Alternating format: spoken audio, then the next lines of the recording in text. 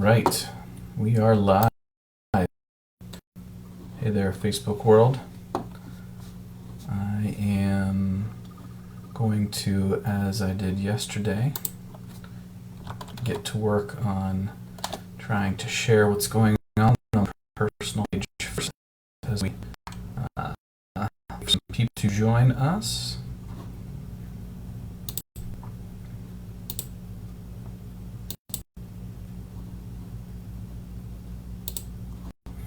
And if you are arriving now and want to share, that would be awesome.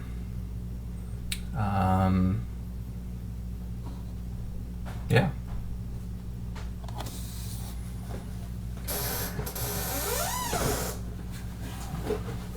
I've got a visitor. Oh, when you waved, your hand was covering your face, so they still don't know who you are. Perfect. I don't mind. Hey, Marissa.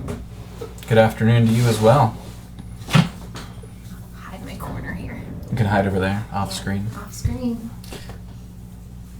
I don't know about you, Marissa, but our children are excited for spring break, even though their schooling has changed quite a bit these days, and they only have limited stuff that they're doing. They can't wait to have nothing. Oh, Marissa says hi to you. She must have realized who is here. Oh, she saw me that when I... Oh, there she is. Hi. She's peeking in. I showed myself for a second. Yeah, you revealed yourself. We will wait a little bit longer and see if anybody else wants to join in. Should maybe do a song at the beginning. A song? I do have a guitar here, although I don't know how in tune it might be. Suggestion for next time. Maybe next time. I actually, I brought home some stuff yesterday. No, Sunday. I brought my guitar home from the church so that I could play a couple songs on the Skype version that we're doing of The Collective. And I happened to also bring home a binder from my college years of all of the worship songs I cut my teeth on when I was learning to play guitar back in the late 90s. And I thought, how fun would it be to go live sometime and just do like a mashup of a bunch of late 90s, early 2000s worship songs. I think it'd be fun. I don't have the musical theory of an Andy Black or nearly the talent or the dashing good looks, but the knowledge of late 90s and early 2000s worship music. That's one area where I might have him. Maybe. That's a big maybe. Oh, Karen Adams is watching as well. Hi, Karen. Hi, Karen. Hi, Becca. Becca said hi. Oh, yeah. We'll go ahead and get started because I know that many of you are time sensitive, and well, not really. Most of us are not time sensitive at all these days. No, that's true. So if you haven't been with us for the first few of these things, I am using some questions from a book that's called "What Did Jesus Ask?" I picked this up. I have a problem. So confession time, Facebook world. I buy books at a rate much higher than I can read them, especially when they're cheap. And this was on a shelf somewhere, maybe Barnes and Noble or something, and it was like $6.99. And I thought, $6.99? I've wasted money on so much more dumb things than that. And so, anyway, this book is really great. Each chapter is only like 4 pages long, and it deals with questions that Jesus asked. And what I love about what it reveals is that Jesus, yes, was a teacher, and yes, gave commands, and even more often gave invitations to people, but really it's when he asked questions. He asked questions so many times. So today we're going to be talking about a question that invited people into having a little bit of faith. The devotion this time around is written by James Martin, who is a Jesuit priest, a Christian leader, and an author, and he is dealing with this question from Matthew chapter 9. Do you believe that I am able to do this? Do you believe that I am able to do this? So I'm going to read the passage that holds that question a few more verses for context. Matthew chapter 9, verses 27 to 30. As Jesus went on from there, and we're going to get back to that there, so hold that thought. As Jesus went on from there, 2 blind men followed him, calling out, "Have mercy on us, Son of David." And when he had gone indoors, the blind men came to him, and he asked them, "Do you believe that I am able to do this?" "Yes, Lord," they replied. And then he touched their eyes and said, "According to your faith, let it be done to you." And their sight was restored. So, a question to get us thinking. How do you determine what you believe? Like, what requirements exist that help you filter out what can be trusted as true and maybe what can't be trusted as true? Maybe you're somebody who says, "I've got to experience it myself. I will not believe it's true unless I filter it through my own 5 senses. I've got to taste it, touch it, smell it, hear it, see it." Is that the 5th one? Some people believe that they need to, that trust in the testimony of others is not something that's worthwhile. I was thinking about that element of trust that can go into how we choose to believe what is true. It reminded me of doing trust falls. Maybe some of you have experienced those before, and all of their terrific beauty. I remember we did them at Camp Gideon with the campers, and we would have the campers each get up onto a picnic table, and then all of their friends would stand at the bottom, of the table edge, and we would say, fall when ready, and they would fall, and they had to trust that their friends were going to be able to catch them. We did that later in life when we had youth ministry groups that we were taking on mission trips, and we would have these preparatory weekends or overnighters, and one of the things we would do is we would have people stand at that point in time. These were teenagers, so they were more rugged in their faith, so we had them stand at the top of like this wall and had them fall backwards, and they had to trust. I mean, they could not verify that they were going to be caught. They had to trust. But maybe you're somebody who says, "No, I've got to experience it to believe it." Or maybe you would say, "No, it has to be scientifically verifiable. It has to be something that can be measured by a ruler or placed in a test tube or run through a sequencer." But I don't really know if that is the best way to live, because I think that some truth, in fact, some of the deepest truth that there is, actually can't be measured with a ruler or bottled up in a test tube. So James Martin speaks to this in the first paragraph of this devotional. He says, "The most difficult question that the modern, rational, intelligent person can ask about the Gospels may be this: how can I believe that these things really happened?" This, in essence, is the question that Jesus poses in the Gospel of Matthew to 2 blind men who ask Jesus in so many words to be healed. "Do you believe that I am able to do this?"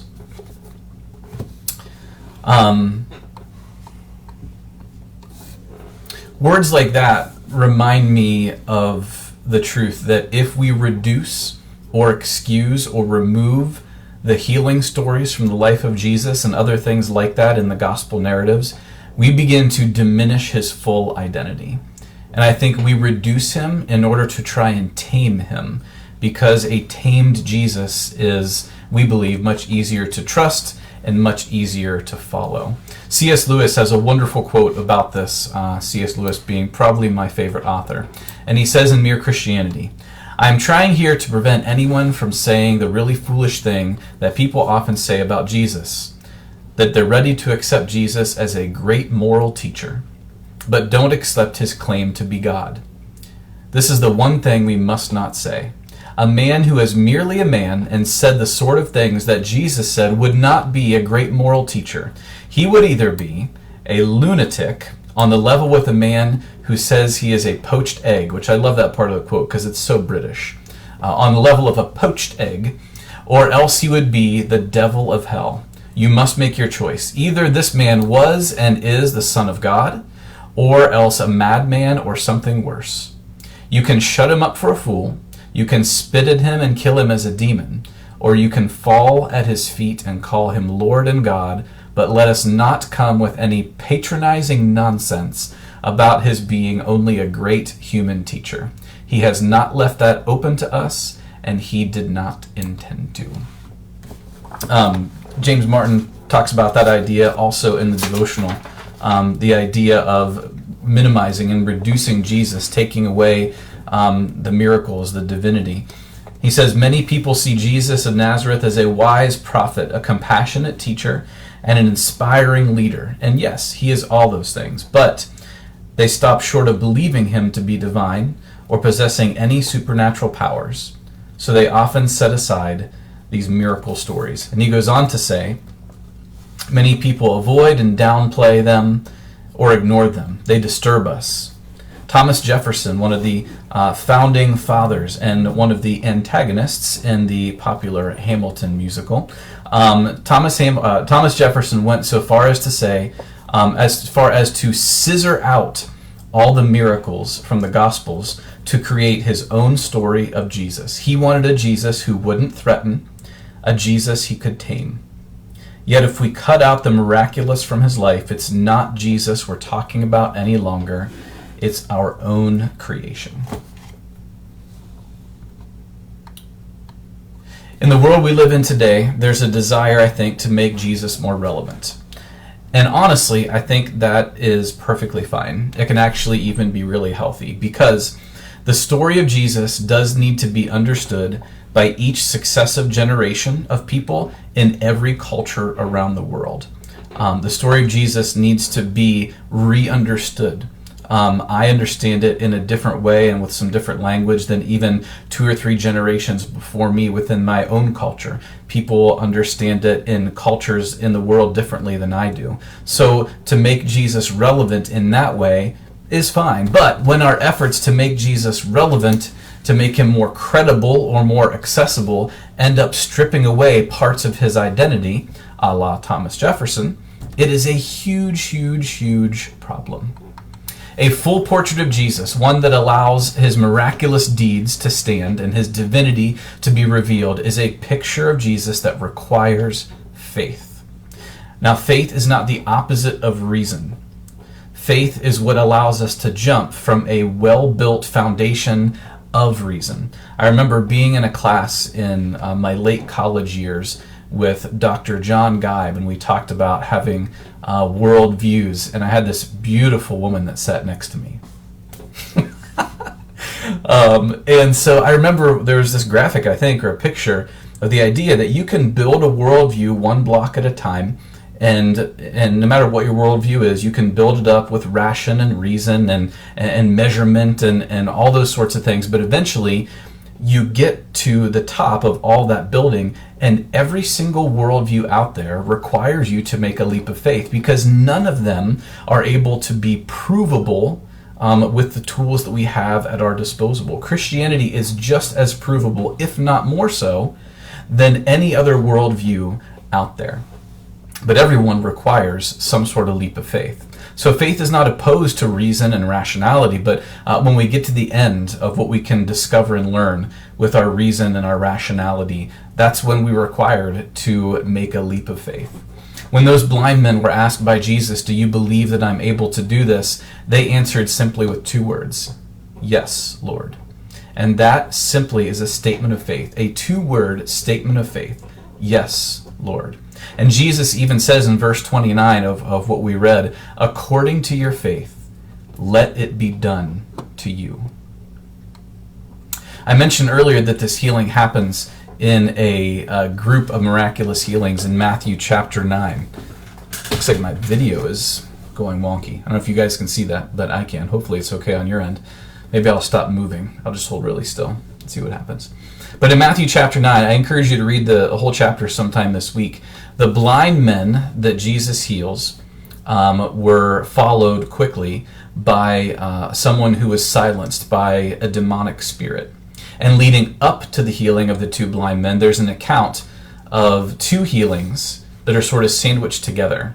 The healing of a young girl and an older woman. And I actually want to read that entire account to you. It's just like 8 verses from Matthew chapter 9, starting in verse 18.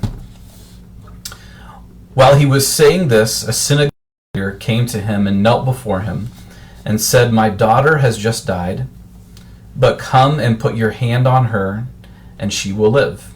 And Jesus got up and went with him, and so did his disciples.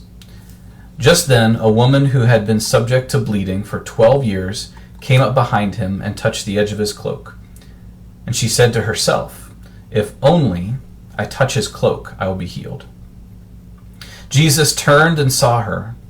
"Take heart, daughter," he said, "your faith has healed you." And the woman was healed at that very moment. When Jesus entered the synagogue leader's house and saw the noisy crowd and the people playing pipes, he said, "Go away, the girl is not dead, but asleep." Then they laughed at him. But after the crowd had been put outside, he went in and took the girl by the hand, and she got up, and news of this spread throughout the entire region. There is so much about these two situations with these women, being quite old and one of them being quite young. That's just one example of how they are quite different. Boy, my mom is really, really right now. I don't know why. Let me see if I can do anything I don't know if it's just my or if it's the actual video feed. So I'm going to make a change and we'll see if that does anything good. How's that sound? We'll see if it keeps being wonky or not.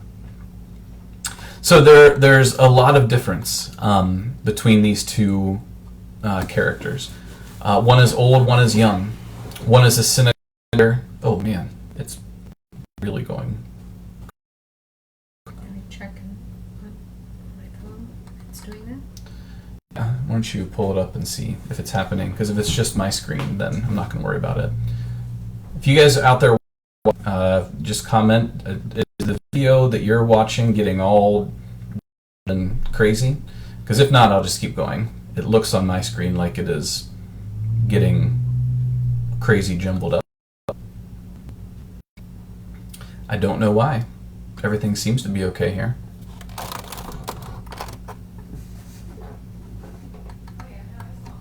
It's wonky? Alright. My wife says it's wonky, and I see some comments saying it's happening there too.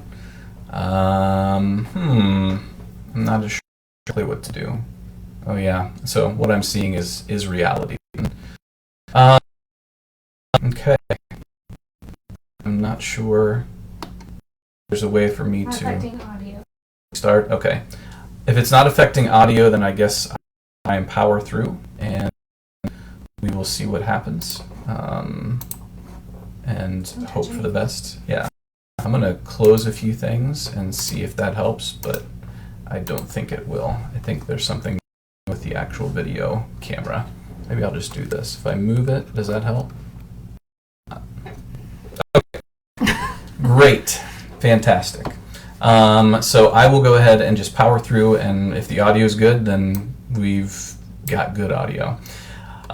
So you have an older woman, you have a younger woman. You have a synagogue leader who is probably revered and respected in his community, and you have an unclean person. This woman with the issue of blood has been considered perpetually unclean and untouchable. You have the synagogue leader who goes and kneels very publicly in front of Jesus, where you have this woman with the issue of blood who's sneaking up front. But in both cases, Jesus is the one that the people are looking to for healing. And in both situations, there is an element of faith that is required. And we see them exercising the faith that they have. So it led me to sort of ask these questions. When you take the story of the two blind men, and you add in the story of the person who was silenced by demons, and the story of these women who are healed, do we believe today that Jesus can rescue those who are silenced by the evil spiritual forces in our world, the powers and the principalities that seek to keep people from the freedom and fullness that God intends for them? Do we believe that God is near to the young and to the old to bring them comfort? That God can work in situations where all other attempts have failed? Because that woman with the issue of blood had probably been to doctor after doctor after doctor for years and probably decades. And in that moment, Jesus was able to bring her healing. Do we believe that God can restore the sight to the blind, both spiritually blind and the physically impaired? Do we believe that God is still capable of raising the dead to new life, just as he did for that young girl. And since it is Holy Week, what an appropriate thing for us to consider. Is God still the God who's able to bring life from death? And one last thing about all of this is that just because we choose to